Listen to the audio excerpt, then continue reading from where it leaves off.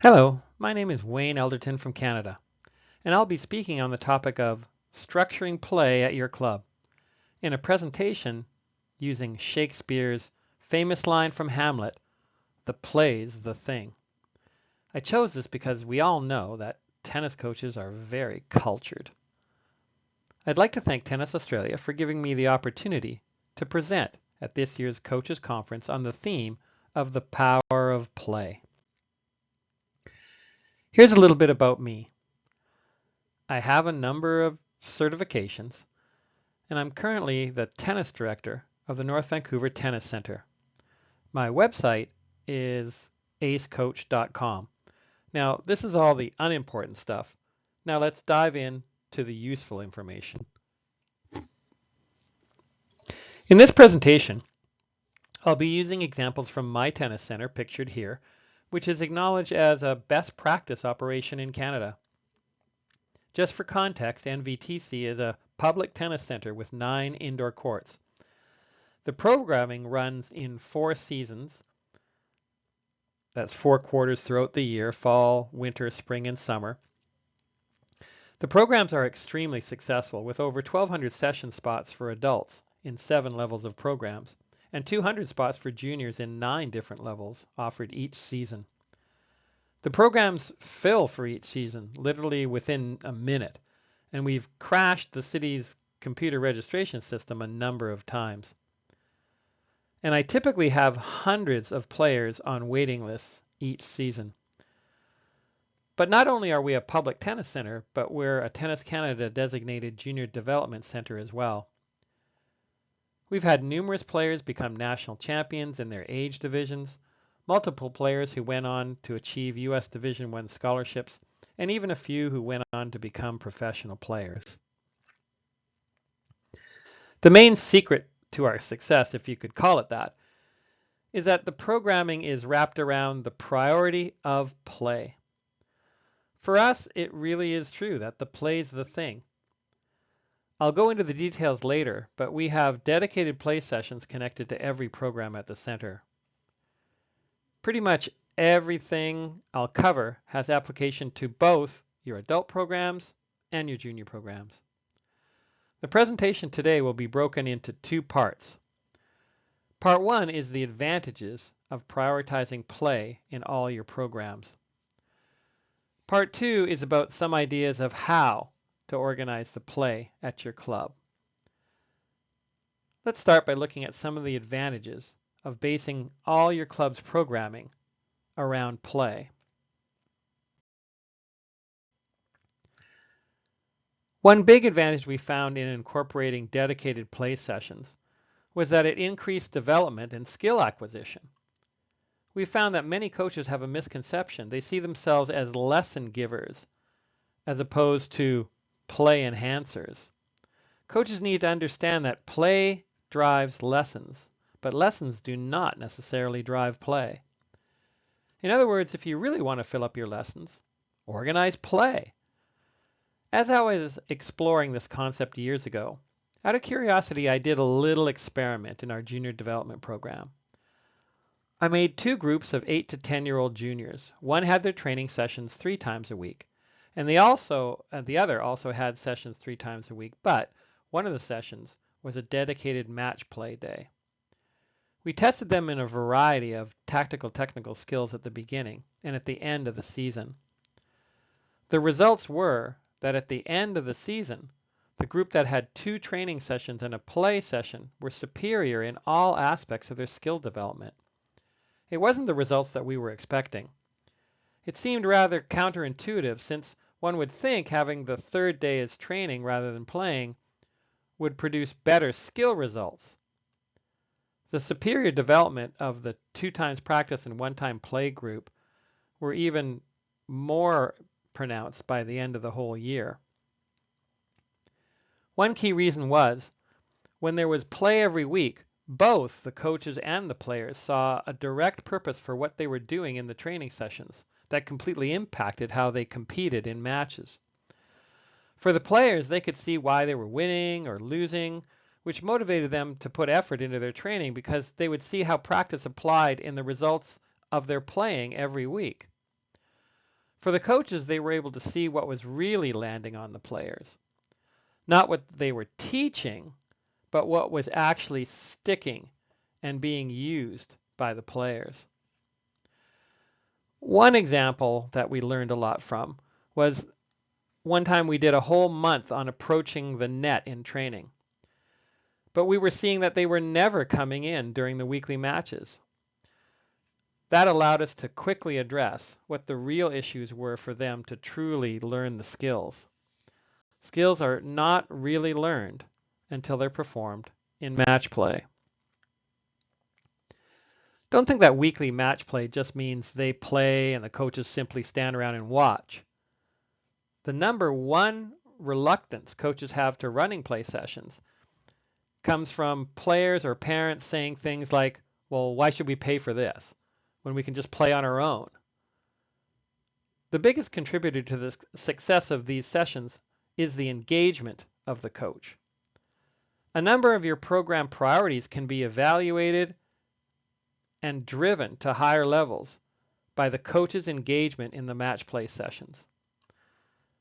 Things like, if you have a system where you evaluate the skills learned, the match play is the time where the evaluation should be done to get the best picture of their real playing skills, not their practice skills. Here's a critical point. If coaches only see the players during training, they will tend to always gravitate to isolated technical coaching to the exclusion of all else. Your job should be to develop players, not simply strokers, who never lose a drill but have trouble winning matches. Coaches can directly help players' psychological skills and help them to emotionally navigate matches. And now this is a huge thing for many young players. Things like their in-between point routines, their end change routines, all these can be helped. Another advantage is coaches can drive tactical themes during the match play. Things like playing lefties, playing against pushers, playing against hard hitters, etc. The coaches can help them implement tactical plans.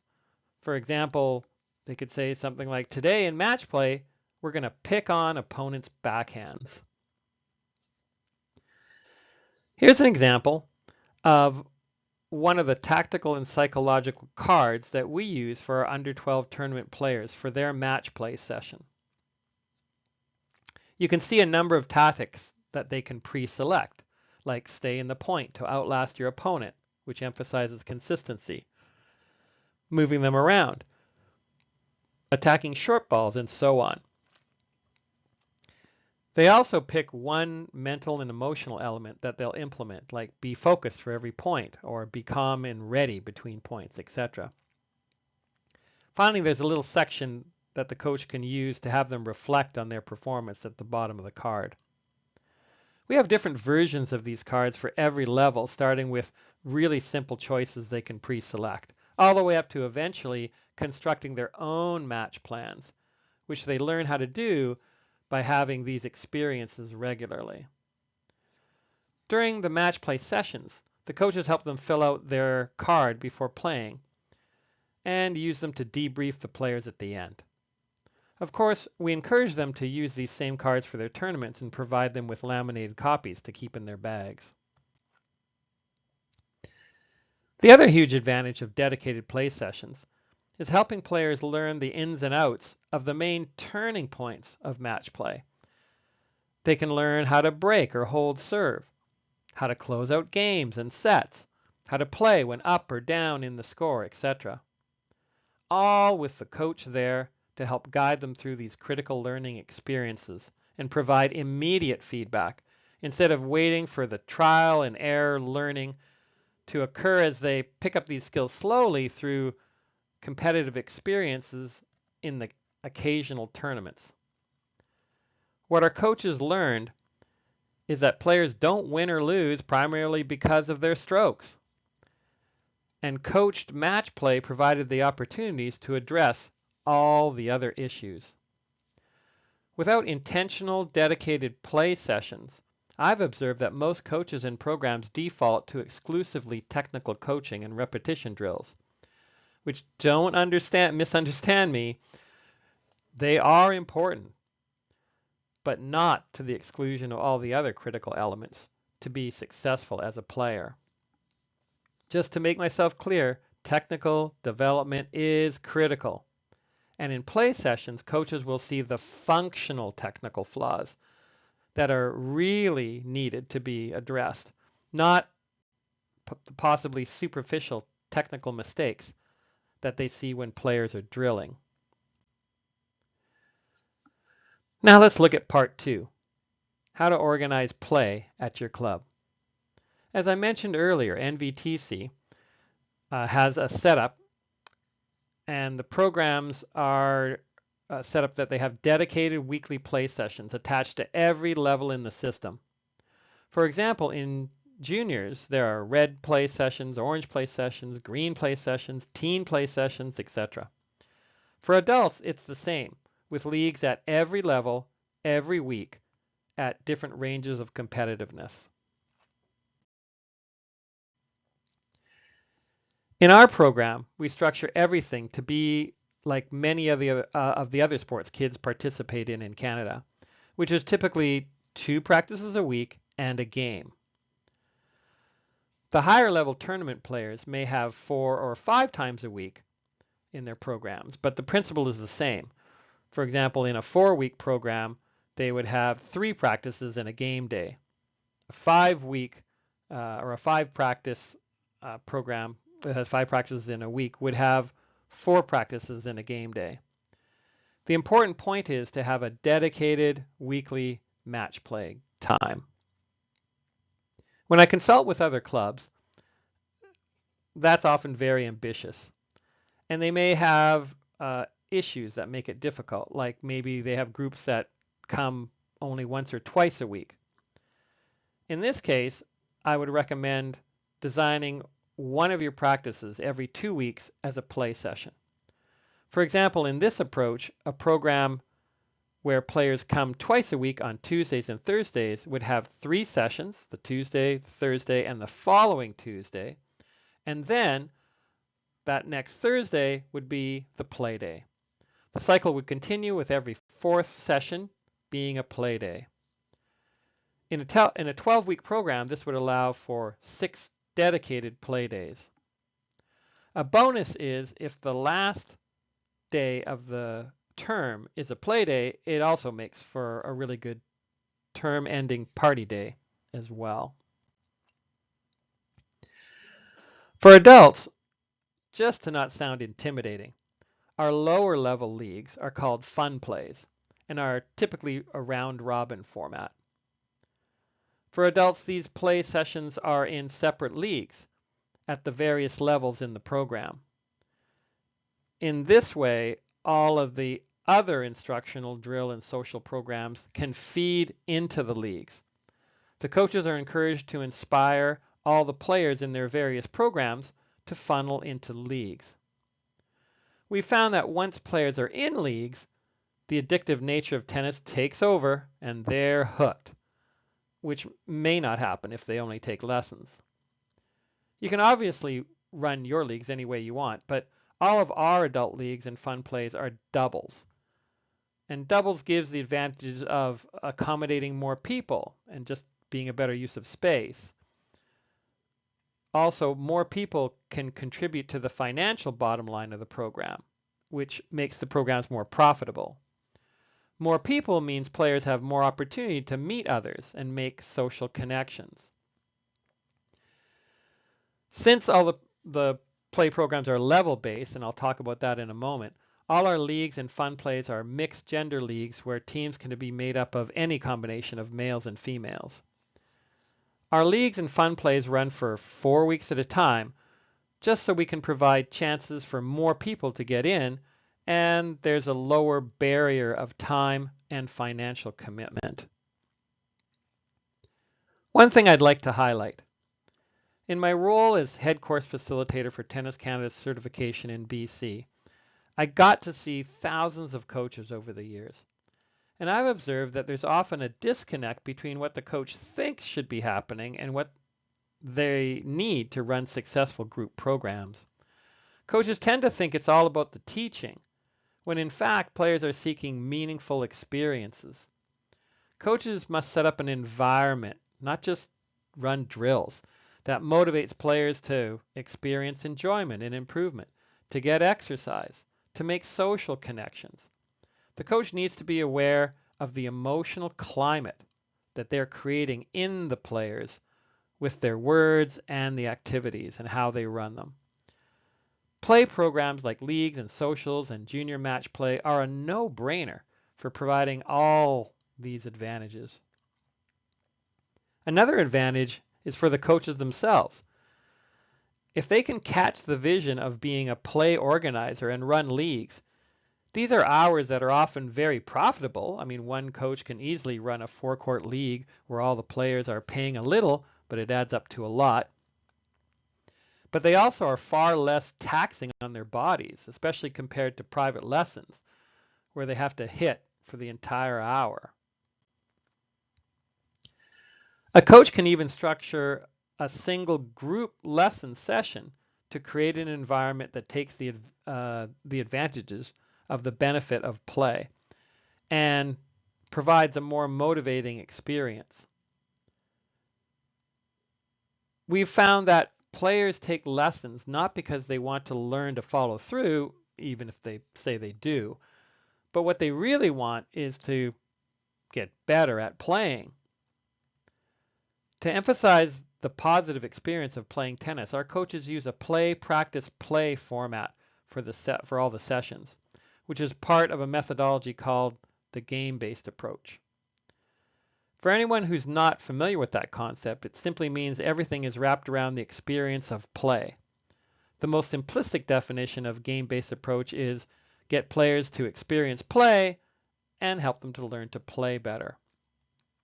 This is a different process than traditional coaching, which is to teach players to stroke and then send them off to hopefully play. We found players are coming to play, and everything needs to be wrapped around that. In each session after the warm-up, which is a modified version of what players would do in a tournament warm-up where they hit some ground strokes, serves, volleys, etc., they play focusing on a situation that is relevant for their level. Next, they practice implementing certain tactics, or they practice implementing the tactics through functional technical instruction to solve the problems encountered in that situation. It's what I call situation training, and that's a whole other presentation. Finally, they play again, trying to implement the skills that they learned in the practice. So they play, there's practice, and then they play. Let's talk about level-based play. All the advantages of dedicated play sessions will be supercharged if players are in groups of compatible level. If possible, the coach needs to sort out the levels of the players so players in sessions are at least in a similar range. Of course, the coach needs to have the authority to implement a level system. If levels are not grouped well, the sessions can still work, it's just far less effective. For adults and teens, we use a system that is used across North America, but I've added descriptors here so people have a general idea of what the levels kind of mean. Our program only goes to 4.0 since that's where the majority of recreational adult players tend to peak. For juniors, we have 3 levels of red, 3 levels of orange, 3 levels of green, and our tournament groups are just by age division. Our tryouts, as we call them, are beginners who can't serve, rally, or score. Our playouts are for players who can serve, rally, and score. Tournament is our top level for players competing in provincial level competition. And as I mentioned before, our teens just use the adult rating system. Just one note here. You can use rating systems like the ITF's WTN, but the challenge is there's no objective way to group players until all the players in your club have had enough match data in the system. Lower level players tend to have no match data, but it's critical that you place them in the appropriate groups to have a good experience, which is why we prefer this particular system.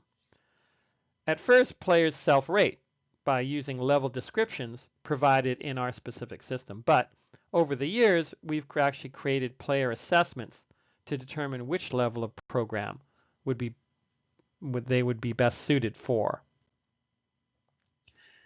By managing the levels in our programs, we experienced several benefits. Players reported a better experience in the session because of the appropriate challenge level.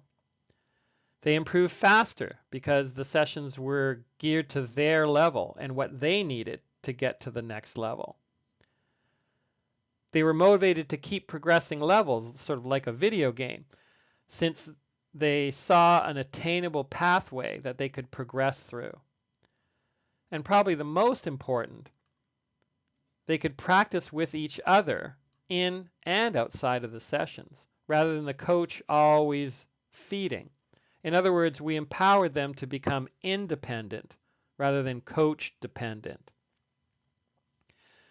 Players made closer relational connections, and they played and socialized with each other outside of scheduled sessions, which is a big win in our thinking.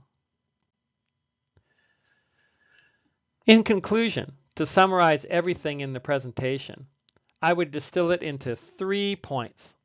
3 keys to success when you embrace the priority of play. Key number 1 is to understand the multiple advantages play sessions and the benefits to development for juniors and adults.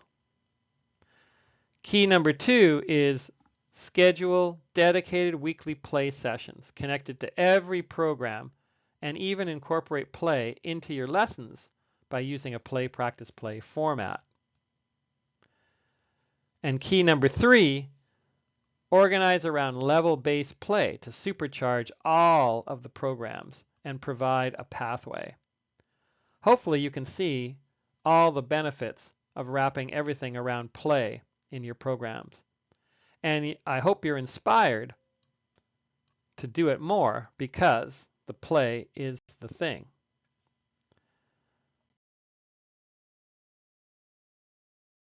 That's a wrap.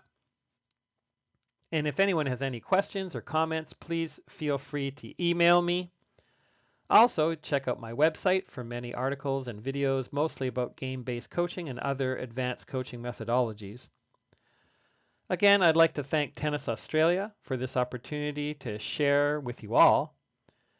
I'll leave you with a final Shakespeare quote. Our doubts are traitors and make us lose the good we oft might win by fearing to attempt. Remember, the play's the thing. Thank you for listening.